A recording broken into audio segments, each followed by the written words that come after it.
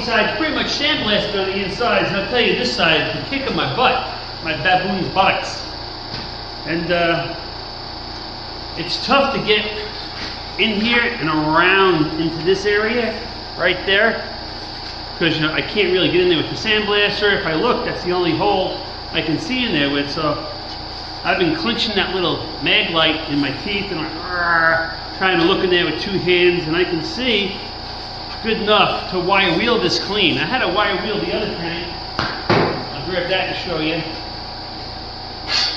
I'm going to let my air compressor run up because I still got a sandblast a little bit in there. But same deal here on the very back side of this. It was tough getting in there. So I wire wheeled that out. It came out nice, and I welded this bung because I have to wait for my air compressor to build up that 180 pounds of pressure or whatever it is. But that sealer was on there. Some spots were really pretty thick, man. So I took time like, well, this and I'll clean this up now and whatnot. I did make my template, and I always save like cereal boxes and pizza boxes, or if you're in a pinch, go to the post office. Those priority envelopes are pretty good. But this was the cardboard from, you know, when you buy like an engine rebuilding kit with gaskets and stuff. This is from when I bought the engine gasket kit for the Beatnik Bandit. But I got that set up. It's going to be tough to do holding my hands like this, but you'll get the idea. So that'll go in there like that. And right there, well, and you know, like I said, it's going to be tough to hold it up. And that's how I'm going to weld in a piece of steel. And then I'll have to pressure test just this side to make sure we're good to go. And then I'll weld both halves together. So right now, let me finish wire wheeling this. And we'll come on back and we'll make that divider panel, plate, whatever you want to call it. Alright, gang, I got most of my bloody day trying to clean out the inside of these tanks with the goopity gospels in there. But I got my template and traced it onto a piece of the same gauge steel. Sandblasted it clean. I got these groovy little magnets. These are Harbor Freight items. They articulate. I'm usually not a Harbor Freight fan, but for crap like this is good. And hey, it makes a great handle.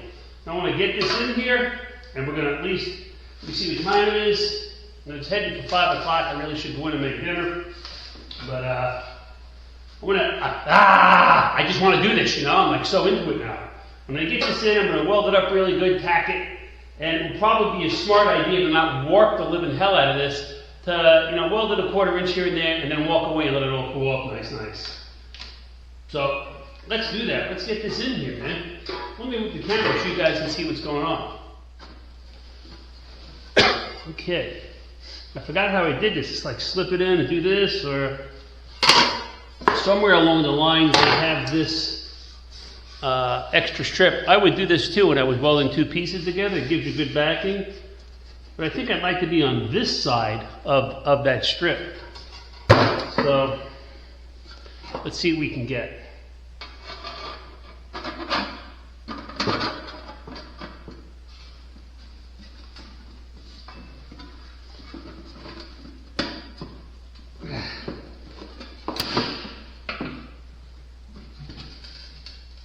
That's catching on a little piece of weld right there.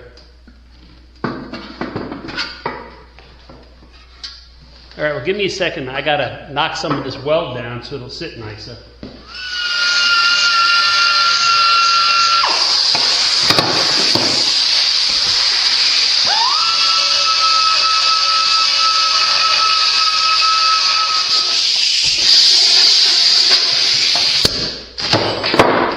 All right, try this again.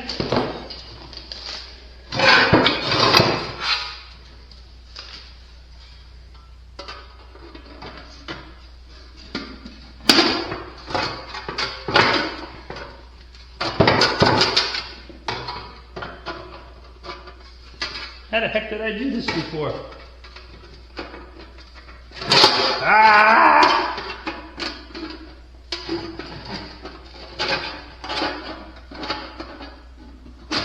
Oh, there we go.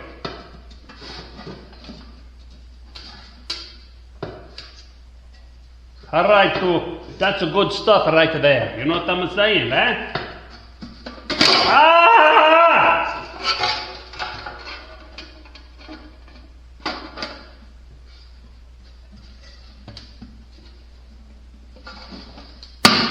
Oh, that clipped in nice.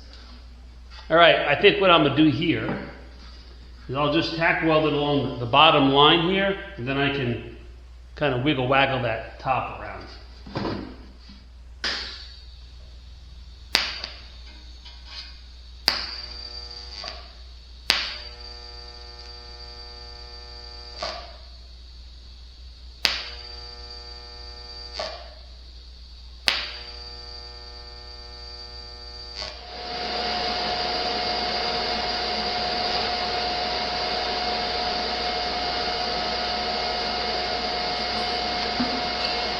Alrighty, now I guess let that cool up a little bit, and I'm going to try and maneuver the top around and get it to where I want.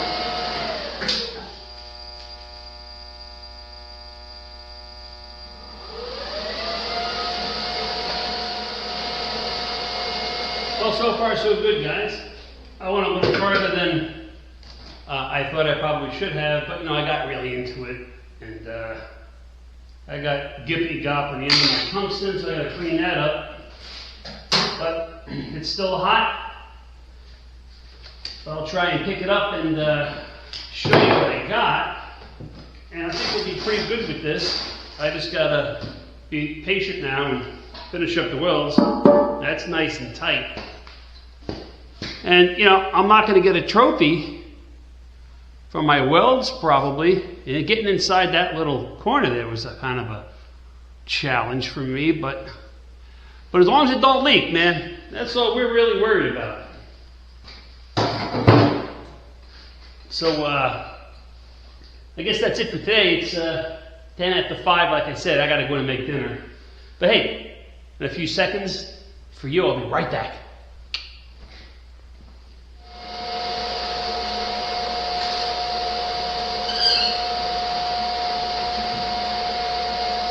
Okay, gang. Yesterday and today, I wanted to keep going. And I know I warped the tank, but I didn't want to warp it any worse than I did in those little areas. That inside panel, you ain't going to see it. If it's warped, who cares? But it's still kind of warm, so I'll hold it here and I'll show you. Oh, I blew through in a couple spots too. Now I got to let this cool up a little bit, and we're going to pressure test it, because that should be a lot of laughs. But you can see this here warped, so I'll hammer and dolly that as straight as I can. Because I heated this up, I wanted to get it done. How do I? There we go, so you can see what I got. I'm not the best welder in the world there, but I think it will hold gasoline. And you can see there all the marks and stuff. But we should be good to go. That's half the tank. That's the other half. You can see now, I sandblasted this. Look at the surface rust on that. Just from sitting out in the open. So, yeah. Let me get some stuff together, and I'm thinking maybe I should wait so I can go to the hardware store. One of the tricks is going to be, I know when I put the gas cap on here, air is going to bubble around where that gasket is, because I only am going to do, let me fix myself here, guys. I'm all discombobulated. There we go. I don't have to squish myself down. When I put the gas cap on, air will blow past the seal. I'm only going to use like 6, maybe 8 pounds of pressure. So I want to check where I welded this bung on around here. I want to check where I put these bungs for the emblems. And obviously this roadmap of welding for this inner panel here and around the petcock bung. So the thing to do is you can put a petcock in here and shoot air into the tank and then close the petcock. That's only going to hold for a little while because, like I said, it'll escape here. But a constant flow, you put a like a plumbing fitting in here with one of those on-off jammies, and you can thread in a chuck for the airline. You can turn it on and off and keep pressure in the tank, and that's usually pretty good. So I'm going to have to take a trip to the hardware store, I guess, to see if I have anything like that. So that's what I'll do right now.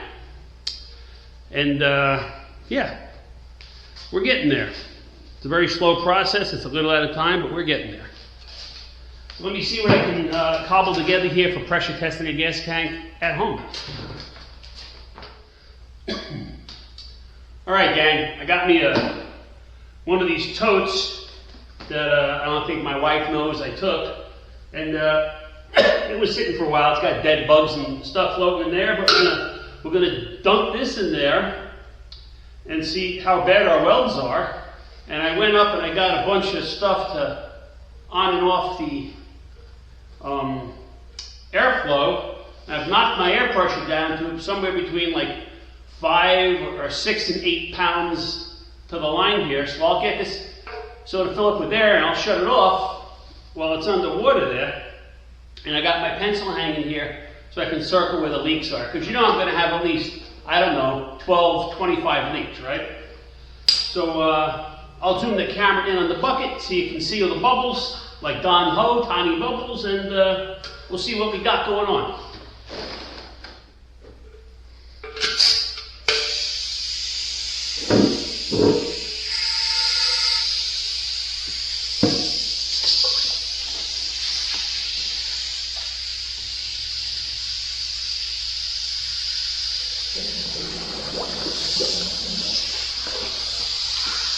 Oh, I got bubbles, boys, right up front here.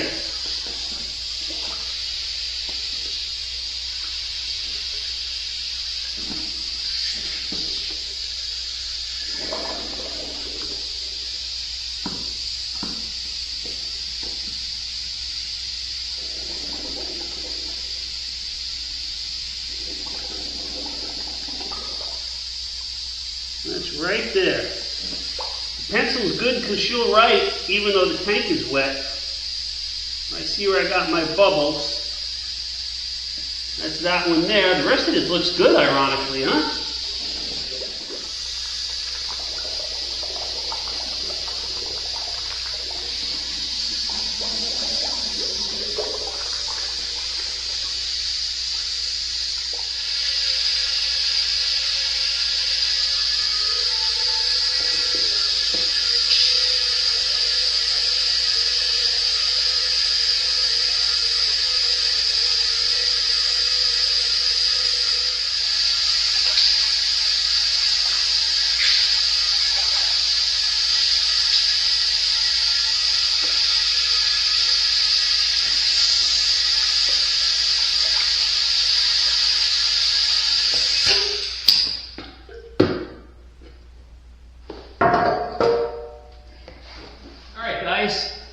I'm gonna have to dry this off, but so apparently I've got 2 leaks. One is right up here, and it's probably a factory leak where these 2 pieces meet.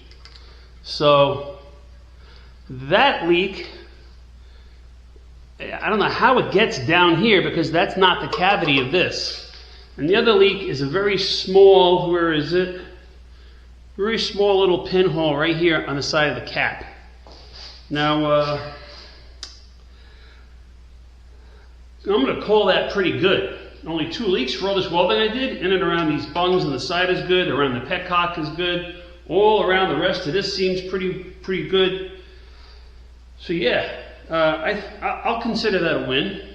And I'll show you this hardware store contraption I made. So I got a piece that fits in the bung, a little coupler, and this valve with an air chuck, and I can plug my air line in there and gradually let the air in. And this cost me $19.66, first year for a shovel head. But there you go, not too shabby. So now I can fix these leaks, give it another test. I won't bother showing you that. You got the general idea here. And then we can go ahead and start getting the other half welded back together on this. All right, gang, I did some welding. And I put the other side on, but not permanently yet. Well, it's permanent. Who are we kidding? I got it pretty much tack weld. And funny thing happened on the way to the Fillmore. So a lot of stuff, it's kind of like chopping the top. When you get these curved sections, you know, this is here, and then this sticks way out. So it was just a matter of, you know, trying to get the metal, put the tack weld, and then tink, tink, tink, tink, tink, tink, tink, tink with the hammer and bringing it in, like, you know, an inch and an eighth, you know, another inch, put a little tack weld, work it again, work it from this side. And like here, you can see I got like a lot of weld right there. And I did like a good group of weld here because this curve was kind of tough getting in. And in the back here, it was kind of like this and sticking high. But, you know, from just tapping it, ooh, it brought it right in.